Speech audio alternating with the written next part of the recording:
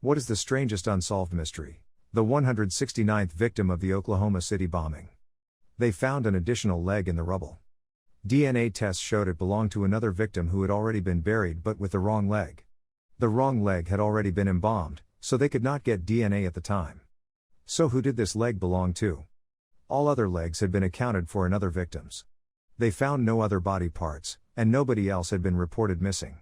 It was only until 2015 they could get DNA from the leg, but it's still classified as a John Doe.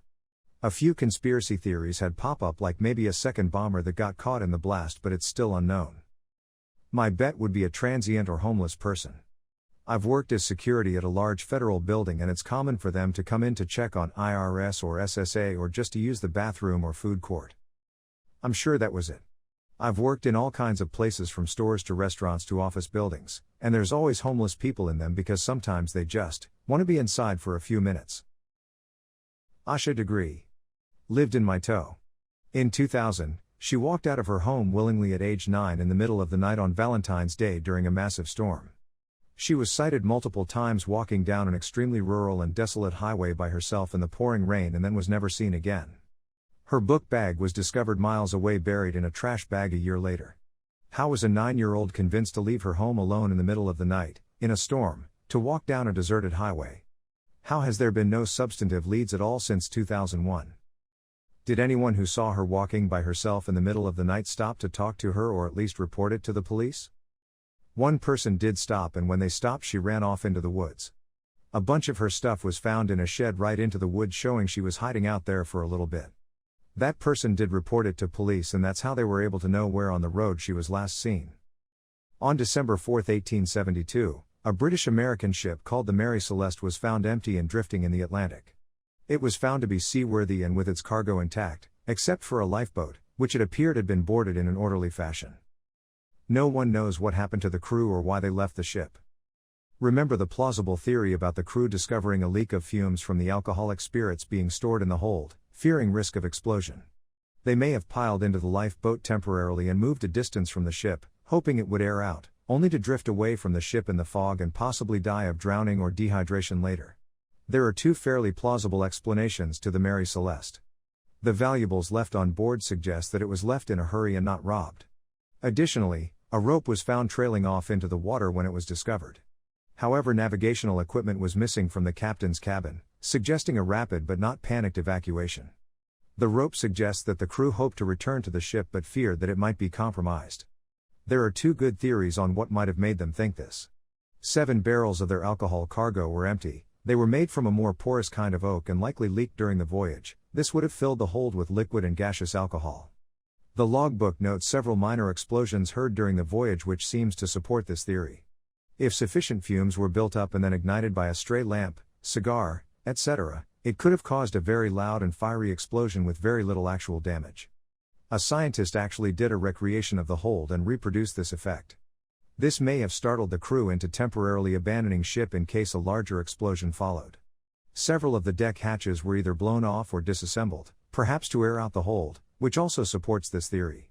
The other theory is that the water gauge malfunctioned, due to refittings of the ship or the alcohol leakage, or both. This may have caused the captain to think she had taken on much more water than she really had, and also caused an evacuation. They found a water pump disassembled on board, which supports this theory. Honestly, the biggest mystery is how the crew became drowned in the lifeboat and or disconnected from the ship, since they should have been within sight of shore, but rough seas might have sunk their smaller lifeboat. I don't know if this has been posted already or not.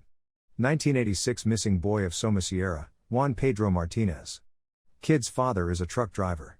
He is tasked with taking a semi carrying a tank of sulfuric acid from Cartagena to Bilbao, and brings his wife and son to make it a little family trip. When they pass through the Somosierra mountain pass, the truck is reported as driving erratically, and then it crashes. The cabin is destroyed, both parents are killed in the crash, but kid apparently just fucking vanishes off the face of the earth.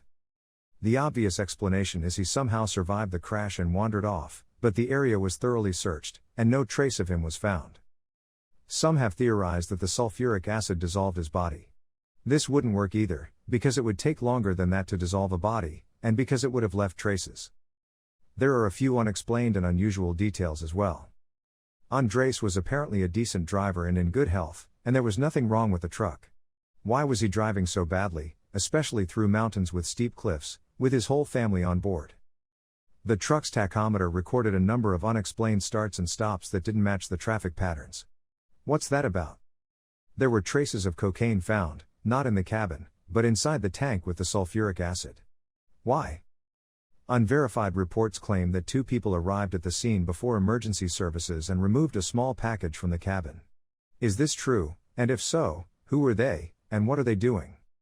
Almost a year later, in 1987, a boy matching Juan Pedro's description was reported in Madrid. He was accompanying an elderly woman, and they were asking about the location of the U.S. Embassy. Was this Juan Pedro, and if so, who is he with, and why? There's a reason why Interpol labeled this the strangest missing person case in Europe. The Taman Shud murder is so beyond bizarre, they think he was poisoned, but they don't know with what. They don't know who the guy was because he had no ID on him and all his clothes had the tags ripped off.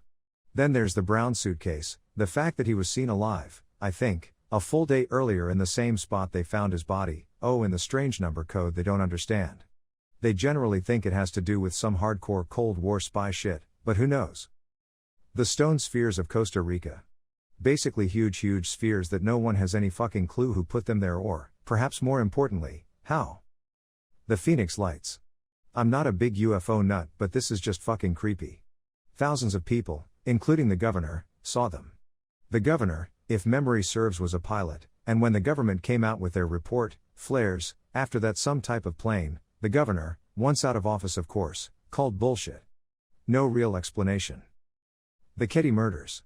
In 1981, Glenna Sharp, her son John, 15, his friend Dana, 17, were found beyond brutally murdered by Glenna's eldest daughter Sheila. She found them, not murdered them. They had been staying in cabin 28 in the Ketty resort. Sheila had stayed with her friends in cabin 27 and found the bodies in the morning.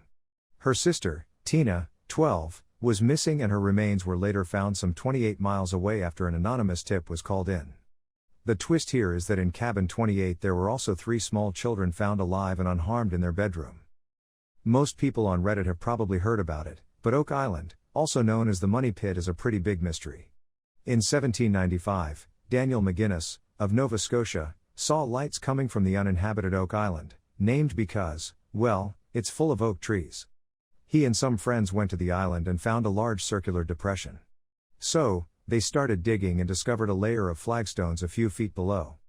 On the pit walls there were visible markings from a pick. As they dug down they discovered layers of logs at about every 10 feet. They gave up at 30 feet.